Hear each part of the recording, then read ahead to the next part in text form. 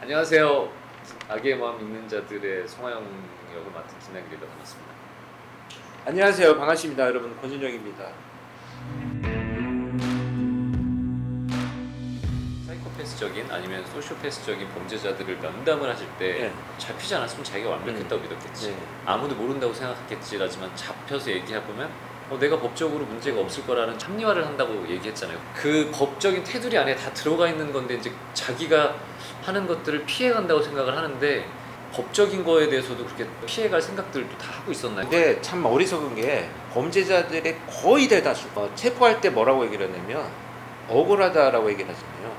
연쇄살인 범들은 억울하다. 왜? 내가 계속 범죄를 저질러야 되는데 이 억울하다라는 표현이 결국 뭐냐? 죄책감이 나는 안 아니라 잡힐 수 있다라는 자기 자신감을 표현하는 거예요. 내가 실수해서 잡힌 거야. 이렇게 생각을 하는 거죠. 그러니까 안 잡힌다고 생각해. 두 번째는 그 범죄를 저지르면서 잡힐 때 아유 속이 시원하다. 왜? 어차피 나는 체포될 건데 근데 그 지금이라도 잡혀서 속이 시원하다. 이 도망 다니는 것도 힘들다. 그래요. 뭐 이런 반응들이 일부 있어요. 그래서 아주 극명하게 둘이 차이가 나긴 하지만 면담을 초창기 시작을 하면서 제가 느낀 게 이 범죄자들은 계속 복귀를 해. 내가 어디서 실수했지? 아 그래요? 내가 왜 잡혔지? 그러니까 유영철 같은 경우도 정주영의 범행을 자기가 학습할 때 제가 족적 발자국 때문에 잡혔구나라고 생각을 해서 최초에 체포됐을 때 자기 신발창 밑창을 먼저 뜯어낸 것이 가장 처음에 증거인멸이었어요. 그러니까 이런 것들을 학습하는 건데 그것이 결국 뭐냐? 실수한 거지. 내가 잘못 잡힌 거야. 그러니까 안 잡히리라고 하는 생각이 지배적이에요. 그럼 본인들이 실수를 했다라고 생각하는 것들이 그 당시에는 내가 완벽했다라고 생각했는데 그렇죠. 잡히고 나서야 네. 그 내가 거만함이나 그것 때문에. 오만함들이 그때 잘못했구나 그 실수라구나 하는 걸 법적으로 이제 가르쳐 주게 되는 거예요. 그렇죠. 상황이. 이 범죄자들이 예를 들면 연쇄살인범들이 수감되어 가지고 연쇄 범죄자들이 죄책감을 느끼고 반성을 하는 게 아니고 거기서 내가 무릎을 뭔가 무엇 때문에 실수 그다음에 이제 진화되기 위한 노력들을 아. 하기 때문에 우리가 참 안타까운 이런 표현들을 하게 되는 교수님이 좀 이제 프로파일링을 하셨을 때 우리가 면담을 했었을 때와 신종 디지털 범죄들을 이제 이게 자행되는 것들을 보시면 사이코패스나 소시오패스적인 성향들을 갖고 있는 사람들이 디지털 신종 범죄를 저지르는 사람들이 많다고 생각하세요? 거의 대부분이라고 봐요. 또 얼마 전에 아동 그 성착취물 를 다수 만들고 보관했던 자도 체포가 됐는데 이런 사람들이 그 상당한 사이코패스 성향이 높은 자들이에요. 왜냐면 교묘하게 지금 이 범죄와의 접점을 약간 경계선을 왔다 갔다 하면서 모호하게 만드는 것으로부터 시작을 해요. 그런 접점들이 모호하게 시작을 해서 쉽게 말하면 우리 그 푸딘더 도어라 그래서 우리 한국말로 하면 뭐가 있어요? 문지방 넘어가기 있잖아요. 아주 자연스럽게 사회적 활동을 하는 것처럼 내가 한 발 빠뜨리게 만들면 한 발이 넘어가. 그래서 자기가 그 지배하게 만드는 이런 상황을 만드는 것이 디지털 성착취 범죄예요.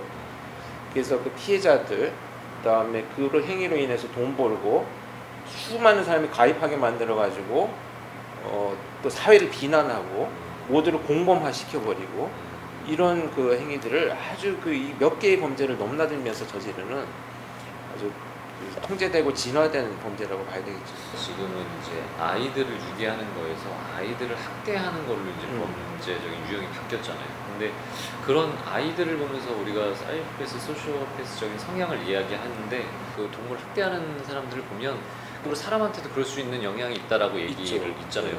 요즘 들어 더 동물 학대에 대한 것들이 아동 학대 못지않게 동물 학대도 그럼요. 많아지니까 동물 학대가 결국엔 그게 사람에도 옮겨가고 범죄적으로 좀 확장성을 가진다라고 얘기를 하셔서 그게 요즘 들어서 그런 건지 아니면 예전에부터 계속 동물학대나 이런 것들은 꾸준히 있었다고 생각하시는데 요즘 디지털적인 게 되게 발전해서 그런 걸 올리면서 그게 이제 많아지게 보이는 건지 예를 들면 성범죄가 되게 많아졌는데 그거는 사회적으로 우리가 정의에 대한 인식을 정확하게 지정을 하면서 이제 그런 유형이 많아진 거잖아요. 근데 지금 이런 동물학대나 아동학대가 많아지는 것들은 어떤 입장으로 접근을 해서 봐야 되는지가 궁금해요. 그러니까 이제 본질을 우리가 좀 생각을 해볼 필요가 있어요. 왜냐하면 이 나의 동물 학대나 아동 학대의 행위가 본질이 뭐냐를 우리가 생각을 해본다면 사람들의 반응을 하기 위해서 그 행위를 하느냐 자기 감정을 그냥 표출하기 위해서 하느냐의 문제에서 본질을 찾아야 되는 거예요. 근데 지금 이게 모호해진 지점이 뭐냐면 예전에는 나의 감정, 나의 만족감을 추구하기 위해서 동물 학대를 하고 자기 감정을 마구 표출하면서 거기서 끝났다라고 하면 이것을 드러냄으로 해서 사람들을 충격에 빠뜨려서 놀라게 만드는 것이 훨씬 더 자기의 만족감을 증폭시키는 것이 돼버립니다. 그런 쾌락에 대한 그 절정들이 다른 방향으로 더 자극적으로 변하는 거죠. 그러니까 어떤 행위에 쾌락을 그렇지. 갖고 있는 연쇄살인범들은 네. 또 다른 대상을 찾으려고 계속 제외하는 것처럼 그래서 사실 이런 그 범죄자들은 반응이 중요한 거지 이 아, 좋은 반응인지 나쁜 반응인지 관심이 없어요. 그렇지. 반응 자체가 내가 뭔가를 했다라고 하는 자기 효능감을 높이는 이런 이상 심리로 접근을 하기 때문에 자존감하고 자기 효능감은 좀 다르거든요. 이 효능감이라고 하는 것은 내가 뭔가를 해낼 수 있다라고 하는 자신감이 효능감인데 내가 어떤 행위를 했더니 수많은 사람들이 들끓고 있어. 이거 자체가 중요한 거예요. 내가 뭐 해낼 수 있다라고 하는 이런 정말 왜곡된 그 되게 심리 무서운 상태. 생각이네요. 근데 되게 거의 무서워. 뭐 꼭 성범죄가 아니라 그런 학대가 아니라 디지털적인 모든 관련된 범죄자든 그런 생각을 하고 있다는 거예요. 모두 다 일반화할 수는 없지만 유형별로 보면 그런 어떤 유형이 지금 등장을 등장하고 했다 있다라는 이렇게 봐야 돼요. 그런 범죄자들이 학대를 해서 뭔가를 사람들한테 노출을 하고 표현을 했었을 때 사람들이 거기에 안 좋은 반응이든 좋은 반응이든 폭발적으로 뭔가가 몰렸을 그렇죠. 때에 그거를 즐기고 좋아하는 거잖아요. 그렇죠. 그거를 이제 사람들이 대중적으로 관심을 안 갖고 영향을 안 받게 되면 그 사람들이 그걸 멈추나요? 그것을 지금 사실은 알 수 알 수가 없는 부분이에요. 왜냐하면 그 행위가 기존에 없던 유형들이어서 사실 제가 일반화시켜서 몇 가지 케이스로 말씀드리기는 좀 한계가 있는데 아마 이 몇 개의 케이스들을 본다면 일단 그 이 자기의 만족감을 증폭시키는 어떤 역할을 하는 것 뿐이지 이 자체가 멈추지는 않는다라고 생각을 해요. 무슨 이제 어떤 유형에 대해서 딱 정의할 수 없다라고 예시는 것처럼 이제 단호하게 거절을 하고 아니면 어떤 방법적으로 법적으로 이제 우리가 뭐 조치를 취하긴 하지만 여기서 반응을 안 보이면 다른 대상이나 아니면 다른 쪽으로 갈 확률도 있네요.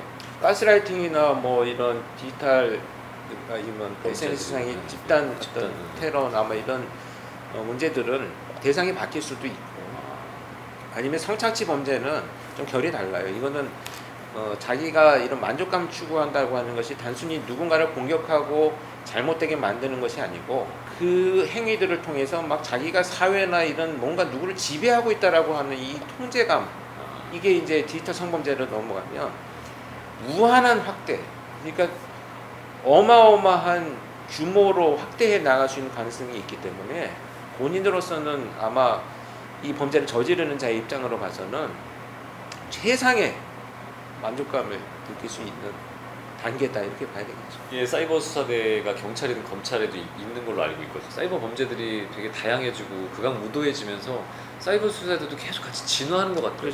우리가 어떤 해결이 안 되는 부분들도 뭐 어떤 그 예를 들면 미제 사건이 있는 것처럼 디지털 범죄도 그럴 수 있다고 생각하지만 제가 이런저런 것들 뭐 자료 조사도 해보고 이제 그런 사이버 수사대에 아시는 분들도 계셔서 네. 이런저런 가지 물어보면 웬만한 것들은 수사를 했었을 때의 증거 자료나 뭐 다 추적이 돼가지고 다 보유하고 있거나 아니면 이제 그런 것들이 수사를 의뢰를 하면 웬만한 것들은 다 조사를 해서 잡을 수가 있다고 하더라고요. 거기에 대한 대응책들도 맞아요. 따라서 같이 가는 것 같아서 좀 안심이 되기도 하는 것 같아요. 사이버 수사대도 계속 진화하는 것 같더라고요. 예전과 또 다르더라고요. 느낌이. 굉장히 많이 발전했어요. 네. 그래서 뭐 외국 경찰한테 뭐 이렇게 기법을 전수하기도 하고, 네, 그런다고 공유하기도 하고 이렇게 하는데 그게 이제 그 또 한 가지 법률적인 법적인 변화는 스토킹이 스토킹, 네. 22년 만에 법안이 통과돼서 어찌 됐건 그것도 문제점 가스라이팅이죠. 문제가 있어도 시행을 하는 것이 굉장히 큰 의미가 있는 것처럼 그 사이버 수사대도 지금 아동 성착취 범죄, 디지털 성범죄에 대해서는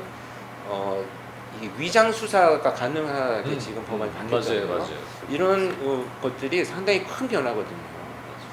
이건 함정 수사와 위장 수사는 완전히 개념이 달라요. 함정 수사. 그러니까 함정 수사는 범죄 의도가 없어도 범죄를 저지르게 만들게 함정을 파는 거고 맞아요. 위장 수사는 기존에 일어나고 있던 범죄의 속으로 위장해서 들어가는 거기 때문에 증거를 채택할 수 있다라고 하는 것이 기존에서 유일하게 인정되는 게 마약 범죄였었어요. 마약 범죄는 위장 수사가 가능했었어요. 세계적으로 한국도 마찬가지고 디지털 성범죄도 위장 수사가 가능하도록 물론 이제 보안 장치들이 있긴 하죠. 그래서 그런 그 디지털 성범죄를 추적하는 수사관들이 그들의 문화를 알아야 되니까 용어 맞아요. 뭐 이런 것부터 전부 일일이 특히 외국 같은 경우에 뭐 외국이 다 우리보다 좋은 건 아니지만 그렇죠. 애초부터 아동 성착취물은 무조건 위장 수사 가능해요. 그러니까 아동 성착취 범죄에 대해서는 성착취 자체가 문제지만 특히 아동을 우리가 보호해야 된다는 관념은 굉장히 좀 심각하게 생각을 해야 되지 않나 이렇게 생각해요. 권영 교수님이랑 요즘 최근에 이제 계속 늘어나는 여러 가지 디지털 성범죄를 포함한 네. 신종 디지털 범죄들도 일반적인 직업을 갖고 계신 분들도 가스라이팅을 당하면서 되게 이제 고통스러워하는 그렇죠. 것들에 대한 법안 또 여러 가지 대책 방안 이런 것들도 얘기를 나눴는데 다음번에 또 이제 저희가 이 악의 마음 있는 자들이 방송하기 전까지는 한두 번 더 교수님이랑 또 다른 유형의 범죄에 대해서 이제 어떻게 대처를 해야 되고 생각해야 되는지 그런 것들을 또 다시 얘기를 나눠보는 시간을 좀 가져보려고 해요. 교수님이 시간이 되시면 또 네. 고맙습니다. 고생하셨습니다. 지금 합법소년들에 대한 그 법률적인 게 사실 되게 미약하잖아요. 이것이 목표가 동기화된 것이 계속 반복되다 보면 이게 습관이 돼요.